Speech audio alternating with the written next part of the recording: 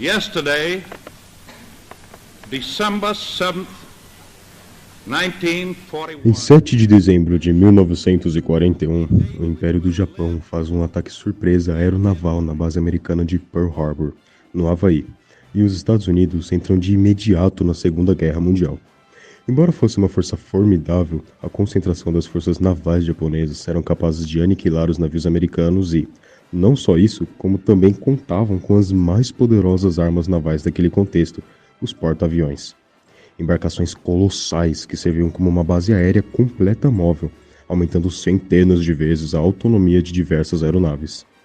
Tal fato levou os Estados Unidos a deslocar os 7 de 8 porta-aviões americanos para o Pacífico, porém, não foram páreos para a Marinha Imperial Japonesa, os estaleiros americanos. E foi nesse conflito que entrou em ação a gloriosa classe Essex de porta-aviões, a classe de porta-aviões mais importante da Segunda Guerra e, talvez pelo seu legado, a mais importante de toda a história.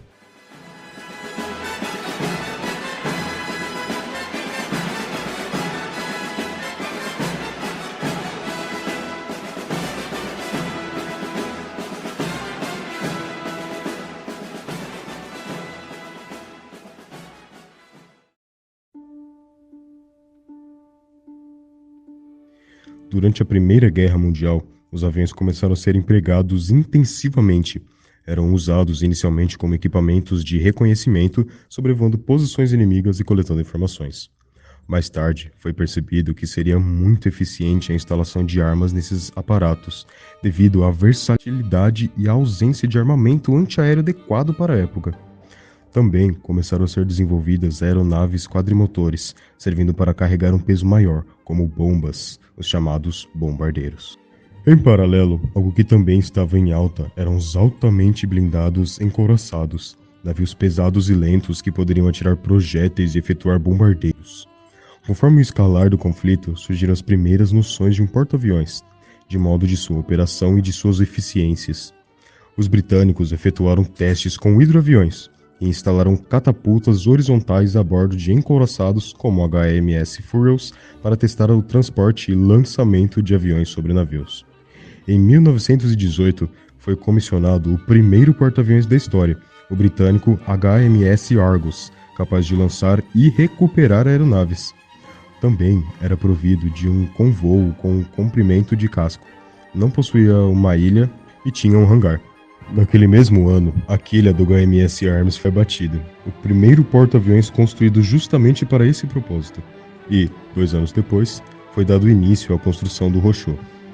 Em 1922, os Estados Unidos comissionou seu primeiro porta-aviões, o USS Langley, convertido em um carvoeiro da classe Proteus. O Langley foi, na verdade, um experimento da Marinha dos Estados Unidos para averiguar a eficiência de um porta-aviões, estudar sua operação, fazer testes e etc. Lieutenant Commander Chevalier made the first landing on the Langley deck in 1922. We learned the hard way, but we learned to land on her deck.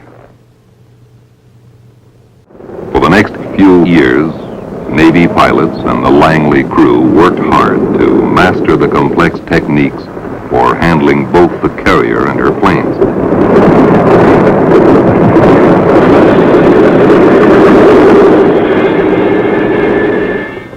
Com o sucesso do Langley e o surgimento do Tratado Naval de Washington, que estabelecia limitações de tamanho de uma frota, tipo de navio e armamentos, a classe Lexington de cruzadores de batalha foi convertida, durante sua construção, em um porta-aviões. A classe viria a ser constituída pelo porta-aviões USS Lexington CV-2 e Saratoga CV-3, comissionados no fim dos anos 20. Na próxima década, seriam encomendados os navios Hangar e a classe Yorktown. O desenvolvimento dos porta-aviões e a adoção de prática foi o suficiente para que a frota de aviões dos Estados Unidos se mostrasse como uma das mais avançadas do mundo. Com o crescer das tensões entre Japão e Estados Unidos na década de 30, entrou em vigor o embargo de petróleo, que impedia a exportação de petróleo dos americanos e países amigos para o Japão. Como resultado, após a dominação da maioria dos territórios no Pacífico Sul, os recursos escassos levaram o Império Japonês a atacar os Estados Unidos, na expectativa de engajá-los em uma batalha decisiva que destruiria toda a frota americana. Tal acontecimento seria, de fato, devastador, pois, além da base de Pearl Harbor ter sido danificada, a força naval dos Estados Unidos presente no Pacífico era pequena para combater os japoneses. Na primeira metade de 1942, a frota americana de porta-aviões no Pacífico foi praticamente e completamente aniquilada.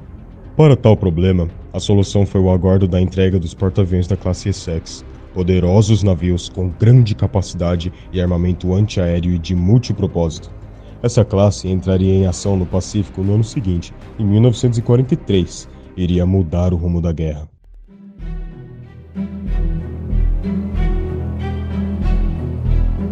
O Tratado Naval de Londres, imposto no ano de 1930, colocou limitações aos Estados Unidos, Itália, Reino Unido e Japão. Ao decorrer da década, o interesse à adesão do tratado foi se dissipando e a Itália e o Japão anunciaram que estariam fora do acordo no ano de 1936. Com o fim do acordo, os americanos viram-se com liberdade para produzir uma nova classe de porta-aviões, maiores, mais bem armados e avançados. Esta seria a classe Essex.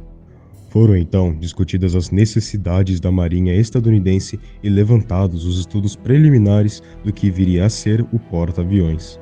As características principais seriam um navio com aproximadamente 27 a 30 mil toneladas, com um elevador na extremidade do bombordo com voo e armamento decente. Tal proposta evoluiu para desenhos mais certeiros do que exatamente era requerido, levando à encomenda de 3 navios de classe, CV-9, CV-10 e CV-11, no dia 3 de julho de 1940, ainda sem um nome. Os navios da classe Essex começaram seu desenvolvimento logo depois do incremento de tensões no Pacífico e carregaria todos os aprimoramentos e aparatos que funcionaram bem em todos os porta-aviões anteriores. O navio era equipado em sua configuração inicial com 12 canhões de 127 mm em reparos duplos, com propósito tanto antiaéreo quanto de superfície, 76 canhões Bósforos de 40 mm e 72 Oerlikons de 20 mm. Tinha 2 radares de busca aérea, um de superfície e 2 aparelhos Mk4 para controle de disparo. Deslocava até 36 mil toneladas, tendo comprimento de 265 metros. Tinha uma potência de 150 mil cavalos, podendo chegar até 33 nós, com autonomia de 37 mil quilômetros.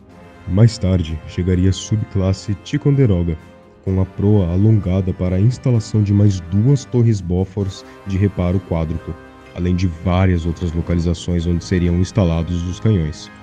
A classe ficou encarregada inteiramente por operações de ataque e escoltas no Oceano Pacífico, com o número de navios chegando a mais de 20 meios durante a Segunda Guerra. Eram embarcações extremamente robustas e que resistiram a danos severos. Em março de 1945, o USS Franklin CV-13 foi quase afundado depois de um incêndio intenso causado por um bombardeio. No entanto, conseguiu voltar para os Estados Unidos sem a necessidade de rebocadores. Os meios de classe Essex participaram de decisivas batalhas, geralmente referentes a ataques contra ilhas ou postos móveis. As batalhas de Iwo Jima, Okinawa, das Filipinas, Golfo de Leyte, o afundamento dos maiores encouraçados já construídos, Yamato e Musashi, além de sua robustez ao resistir aos violentos ataques aéreos efetuados pelo Japão.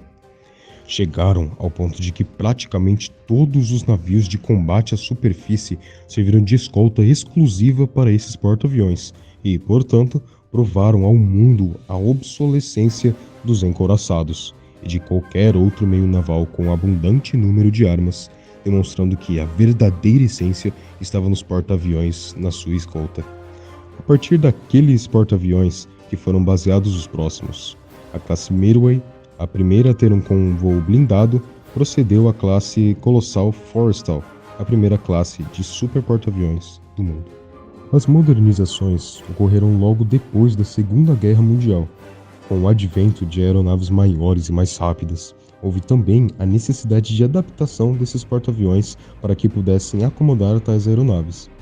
A adoção de uma pista angulada e a instalação de cabos de arresto foram as medidas recorridas.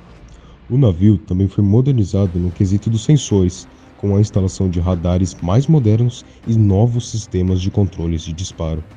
As atualizações principais foram as SCBs 125 e 144, onde foram instaladas as pistas anguladas e a sua proa foi coberta, conectando o casco ao seu convô.